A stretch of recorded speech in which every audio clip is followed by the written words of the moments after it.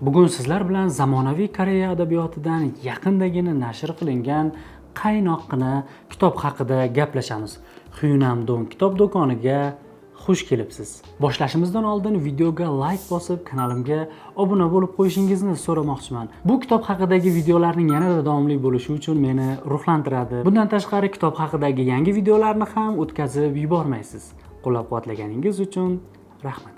Boya aytganimdek, bu kitob Koreya zamonaviy adabiyotining mahsuli va yaqinda yozib bitkazilib nashr qilingan kitobning qisqa muddatda o'zbek tiliga tarjima qilinishi juda ham yaxshi baholanadigan narsa. Chunki kitob ichida tilga olinadigan muammolar bugunning muammolari. Shu nuqtai nazardan olib qaralganda bu kitobni ayni vaqtida tarjima qilingan asar deyish mumkin. Koreyada nashr qilinishi bilan 300 ming nusxadan ortiq tirajda chop etilgan.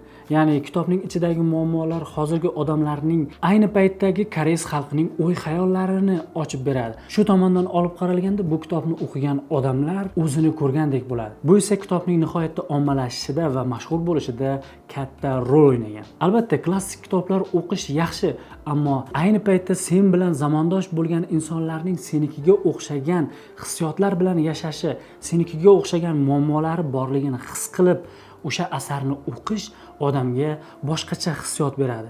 Hyunamdong kitob do'koniga xush kelibsiz asari esa aynan shu haqida. Bu kitobda Yongju ismli ayol dunyoning bu darajada shiddatkorligidan bir nafas dam olishga, o'zing haqingda yotib xayol surishga erkin, xotirjam vaqt ajratish qiyin bo'lgan davrdan siqilib, o'zining o'sha yillar mobaynida erishgan karyerasidan, ishidan voz kechib, uzoq yoshligidan beri orzu qiladigan ishiga qo'l uradi va xotirjamlik topadi.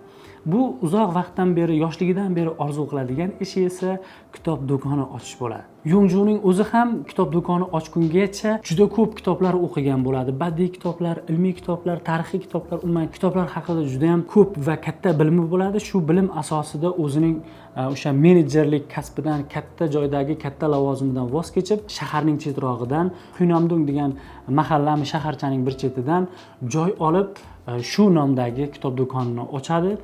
Kitoblarni o'zining dunyoqarashidan kelib chiqib, muallifiga qarab, rangiga qarab, janriga qarab, har xil javonda har xil terib chiqadi va bu kitob do'koniga kirgan odamlarda qanaqadir bir estetik zavq uyg'otadi. Shu mahalladagi umuman kitobga begona bo'lgan odamlarning ham kitobga qiziqishiga sababchi bo'ladi. Umuman olganda bu kitobni men kitob do'koni borlar, nashriyotda ishlaydiganlar yoki nashriyot biznesi bilan shug'ullanadiganlarning o'qib ko'rishini xohlardim, chunki bu asarning ichida kitob do'koni biznesini yuritishni boshlagan Yongjuning mashaqqatlari, qiyinchiliklari, qanaqadir vaziyatlarda nimadir noodatiy yechimlar qilgan paytlarida kitob do'konida savdoning nihoyatda oshib ketishi, qaysidir xatolarga yo'l qo'yganda savdoning tushib ketishi kabi jarayonlarni boshdan kechiradi va bu yerda yechim izlaydi. Bu esa kitob savdosi va nashriyot biznesi bilan shug'ullanadiganlar uchun yaxshi bir dasturul amal bo'lib xizmat qila oladi. Avvalo shuni aytib o'tish kerakki, kitobning janri odamlarga ruhiy shifo beradigan, ruhiy tasalli beradigan, qaysidir ma'noda relaks beradigan janrda yozilgan. Uning ichida shiddatli qanaqadir bir voqeliklar, katta o'zgarishlar yo'q. Kimdir sizga kitob mobaynida dardini aytib beradi. Yolg'izligining sababini, baxtsizligining sababini, quvonchining sabablarini tushuntirishga harakat qiladi. Siz ham o'zingizning dardingizni boshqa bir qahramon orqali kimgadir aytib berayotgandek bo'lasiz va ichingiz qandaydir yengillashadi.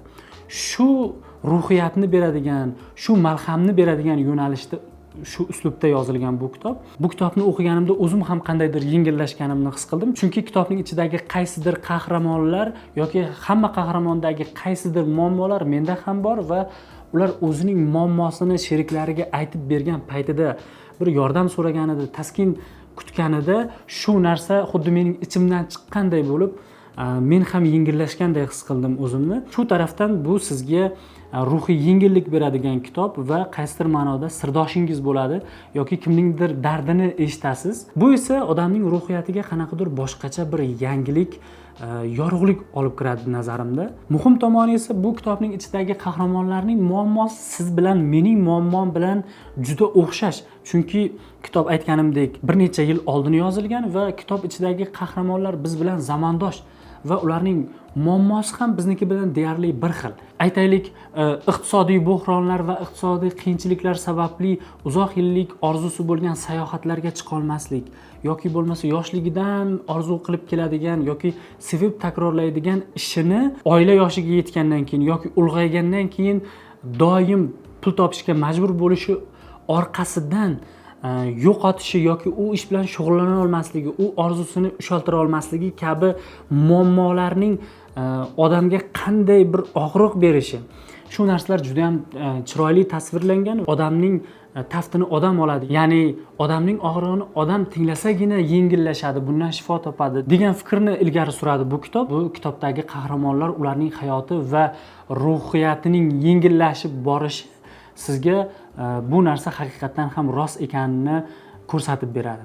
Yongju bu kitob do'konini ochgandan keyin va unga Xyunamdong kitob do'koni deb nom bergandan keyin bu kitob do'koniga xuddi Yongjuga o'xshab bu zamonning shiddatidan, tezkorligidan, shunchaki tabiat qo'ynida mazza qilib, hech narsani o'ylamasdan xotirjam yura olmayotgan, jamiyat yaratgan ortiqcha bosim, ya'ni qanaqadir darajaga erishishing kerak, mashinang bo'lishi kerak, qo'sha-qo'sha uylaring bo'lishi kerak, unaqa darajaga erishgan bo'lishing kerak degan bosimlardan charchagan, o'z xohishicha yashashni orzu qiladigan odamlar yig'ilishini boshlaydi va shunaqa odamlar yig'ilib jam bo'lib ichidagi g'uborlarni chiqaradigan, ko'nglini xushlantiradigan bir maskanga aylanadi bu kitob do'koni va shu barobarida kitob do'konidagi savdo ham yurishadi, biznes ham yurishadi va o'ziga yoqmaydigan ish bilan shug'ullanadigan ayol o'ziga yoqadigan va sevib o'sha ishda ishlab charchamaydigan ishi orqali daromad ham topadi. Ya'ni kitob muallifi shu g'oyani ilgari suradiki, sen o'zing orzu qilgan, o'zing ichingdan rohatlanadigan ishdan pul topishing kerak. Ya'ni shu narsa bilan kuningni o'tkazishing kerak. Ya'ni o'zingga yoqmaydigan ishdan pul topib, o'zing orzu qiladigan narsani xayol qilib o'tishing yaxshi emas bu 5 kunlik dunyoda. O'zingga yoqadigan ishni qilib, o'zing orzu qilgan ish bilan shug'ullanib daromad topsang, baxting to'kisroq bo'ladi va o'zingni xotirjamroq his qilasan. Ana shunda hayoting go'zal va o'zing xohlagandek bo'ladi degan g'oyani ilgari suradi va buni juda ham chiroyli tarzda ochib beradi. To'g'risi bu kitobni o'zingiz o'qib ko'rishingiz kerak. Qancha bu kitob haqida gapirganim bilan uning ichidagi har bir jumlani o'qib, his qilib, ha mening muammom haqida gapiryapti, ha mening orzuyim haqida gapiryapti, ha men ham shunaqa qilishim kerak deydigan jumlalarni, vaziyatlarni o'qib o'zingiz guvohi bo'lib, bu kitob haqida xulosa chiqarganingiz yaxshi deb o'ylayman va o'qib ko'rishingizni maslahat beraman. Bu kitob aynan hozirgi zamonda yashayotgan siz va mening yoshimdagi odamlarning muammosi haqida va bu og'riqlardan qanday tozalanish, qanday qutulish haqida desa bo'ladi. Bu kitobni o'qiganingizdan keyin kitoblarga nisbatan qarashingiz va mehringiz ham o'zgaradi.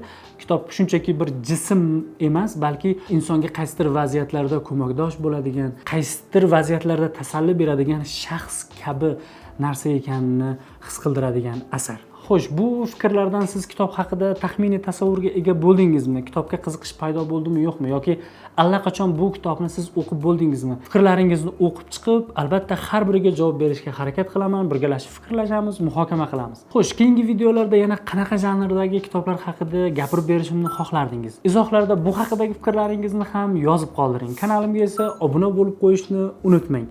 Keyingi videolarda bir burchakda ko'rishguncha.